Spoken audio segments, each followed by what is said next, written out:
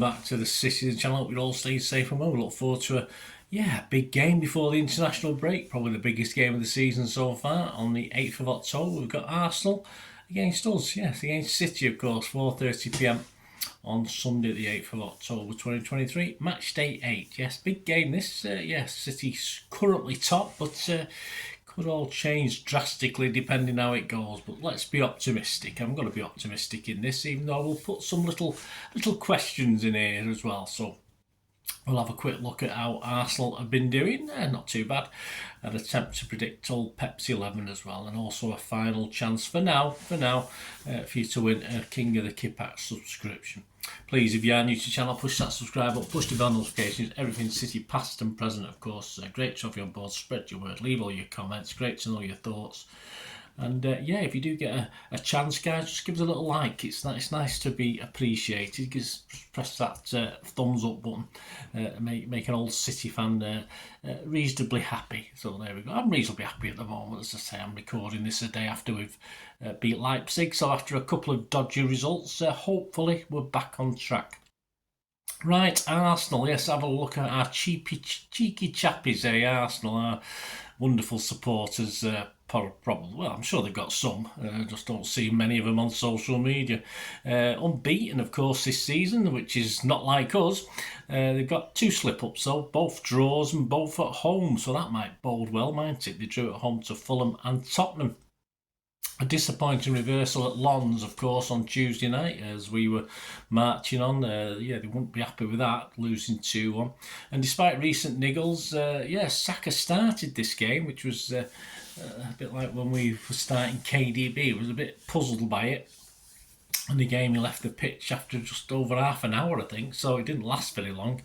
And he wasn't very, very comfortable.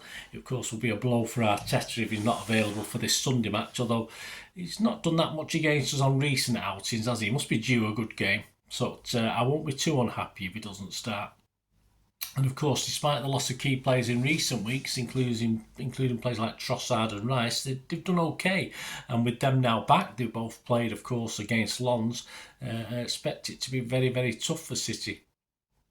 And our excellent record against Arsenal in recent seasons doesn't count for too much. We can always look back and say, yeah, you've not beat us for such and such a time. But with our now points cushion gone, which it has, we could have, if we beat Wolves, we could have got into this knowing we'd still be top of the table even if the worst happened. But of course, now we've lost that cushion. Both North London clubs, Arsenal and Tottenham, can take an opportunity to leapfrog us this weekend. So that'll sort of gee them up. That'll gee them up for the game. And that's all the encouragement they'll need. So this is going to be a tough one. Our record in the league at their place sort of balances that out, just backs that up really. We've done quite well very recently, of course, but Arsenal are one of the teams we've played the most over our history and their history. We played them 95 times in the league at their place. We've only won 20. Drawn 22 and lost 53, so we've still got a lot of catching up to do. We've scored 95 goals and let 166 in. So that's the general thing. That brings us to PEP'S 11. Let's have a look at PEP'S 11. We could start this game, of course, teams are playing on Saturday. We could start this game in 3rd spot, and unless we gain at least a point, could go into the international break in 4th. It could be worse. Of course, there's a couple of teams there. The goal difference isn't quite as good as ours, but if they hammer a team on Saturday, we could be even lower than that. But let's not worry too much about that. Let's hope for a positive from this game, and the rest of the season will sort itself out. We're only 8 games in after all. Anything less than a victory will possibly lose us top spot anyway. So even a draw, which in itself won't be a disaster, will mean we've lost our top spot for the international break. But hey, you never know. So let's look back. If we're going to look forward to Tottenham, let's look back at our last game at Tottenham, Arsenal. Let's look back at our last game, of course, which was against Leipzig, which apart from, say, 10 or 15 minutes, I think we pretty much dominated. Again, we got caught on the break a couple of times, a little bit vulnerable. And we know Arsenal are quite capable of doing that. But I think Arsenal's style of play is to take the play to us anyway, so they won't be relying too much on the breaks. But if they do get them, that's, I think, where they can be the most deadly. Of course, we've got no Rodri still, and we've got no KDB. But apart from that, I think we should have a pretty fit, full squad. Fit is another matter. There's a couple of key players might not be quite fit enough yet, but of course, Rodri and KDB. I don't think we picked up any more injuries against Leipzig. So the squad against Leipzig, the starting 11: Ederson, Walker, Kanji, Diaz, Gvardiol, Lewis, Rodri, Bernardo, Foden, Grealish and Haaland. And on the bench, Ortega, Carson, Phillips, Stones, Aki, Kovacic, Doku, Alvarez, Gomez, Nunes and Bob. Lewis, I'd be very surprised if he doesn't start against Arsenal. Obviously, he had a great game. Pep sung his praises, so it'd be very, very odd if he's not there. And his pace may be useful, although he perhaps loses it 2 or 3 more times than Pep would hope him to. But for what you lose in that, you gain in other ways. Grealish possibly again didn't do enough to hold a place. Doku probably did, but will either play? That's the thing. Pep might not play either of them against Arsenal. Akanji struggled in the Stones role, of course he did. Will Stones be fit enough to come back and play, start the game? We know he's on the bench. He was on the bench against Leipzig. Will he be fit enough? Haaland surely has got to be due a good game.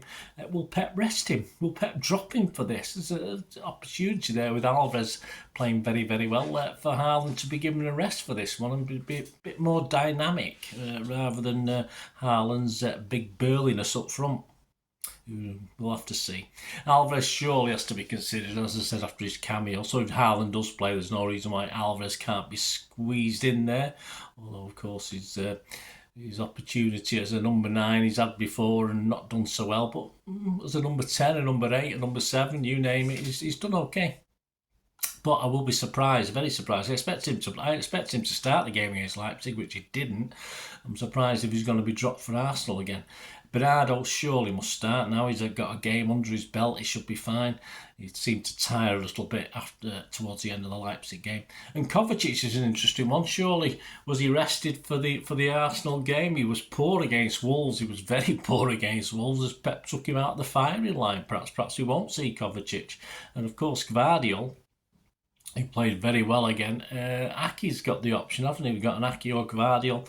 Akanji, so you're seeing those, some of those spots. Akanji was a first name on the sheet for a lot of last season, but I don't think he's playing that well so far this season. Let me know what you think about that. But of course, Aki and Gvardiol, be interesting to see. So yes, I've got no utter confidence in this because I've sort of looked at the team that Pep played the last time we played Arsenal at their place, which was this year, back last year when we beat them 3-1, of course.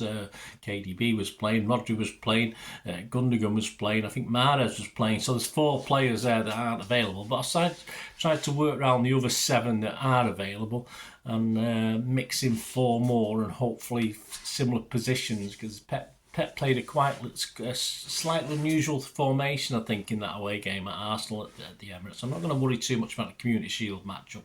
Don't think that can tell us too much, to be honest with you. So this is my 11 based on those little thoughts I had, and obviously based, as I said, partly on what Pep played last time against Arsenal at the Emirates. Although, as I said, a much changed City lineup now, much changed City squad. So this is what I'm going for. I'm not going to give you positions, tactics on it, but I think these guys will probably play it. There's certainly 2 or 3 City players been unlucky. So I'm going to go Ederson, Walker, Diaz. I've put Stones in. Big question mark, of course, whether he can start the game. But I've put Stones in to start the game. Aki, Kovacic, Lewis, Bernardo, Foden, Alvarez and Haaland. As I said, we sacrificed Doku there. I wouldn't mind if Doku gets a start, but we sacrificed him to get a little bit more legs in midfield there with Lewis, Bernardo, Foden, lots of legs, Alvarez non-stop. And unlucky, of course, was Doku, but also Gvardiol and Akanji. As I said, Akanji, if Stones isn't able to start, then obviously Gvardiol or Akanji will probably slot into that place. But it's a big if about Stones. We're not too sure, but I've took a chance on that one. So there you go, guys. Let me know what you think of that. As I say, if we get 9 of those, I'll be very, very happy. If we get 8, I'll be reasonably happy. Any less than that, and I'll just I won't give up, because I keep saying that. It keeps a bit of fun, isn't it? So it doesn't matter. Verdicts on the game, yeah. Mine and Moz's verdicts. Moz has said, Andy Morrison said, a really difficult game for us, but we always seem to find a way to beat them. We've got a few injuries as we approach the game. Well, not so much now, mate, but hopefully many will have cleared up. They have. I think this is going to be harder for them than it will be for us. Interesting, because we seem to have an edge over them, and so I think we'll go to the Emirates and win. I mean, yeah, I think it's one of those games. If Arsenal do get a win, I think going forward it'll improve themselves as well, but hopefully they won't. Andy's prediction for this game is going Arsenal 0, City 2.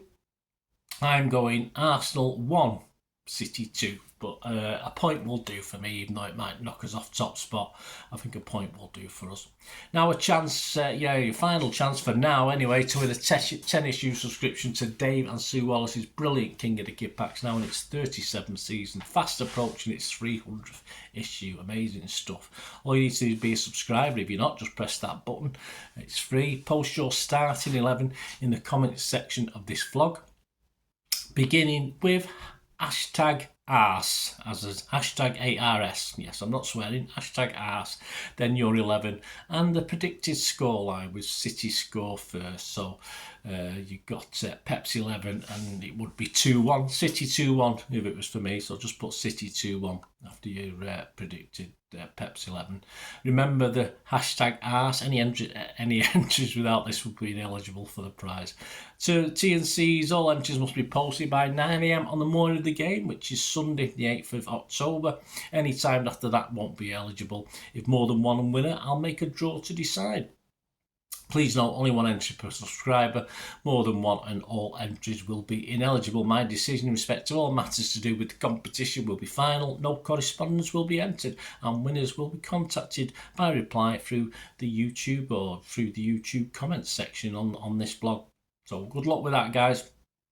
And before we go, what are the odds looking like for City to win this? City to win the Premier League. Yes, in the Premier League, City slightly out after that disappointment at Wolves. We're still 4-7 on, so still firm favourites. Liverpool and Arsenal are both 11-2 now. You can get 11-2 on Liverpool and Arsenal. And Spurs, who could be top of the division on certainly Saturday afternoon, are 16-1. So they're not showing much faith in Spurs, are they? I wonder why. Who knows? Perhaps history. I'm not too sure. And the match odds themselves, City 11-8 against. So again, yeah, worth a flutter if you got faith in our boys. A draw is 9-4, and an Arsenal win is 2-1. So all good stuff on the odds. So there you go, guys. I'll be back with the ratings and talking point show. Should be on Sunday evening. I'm not getting down to Arsenal, unfortunately. I won't say I got let down for a ticket, but our usual source I get tickets from dried up this time, unfortunately. So I won't be down for the first time in 3 seasons.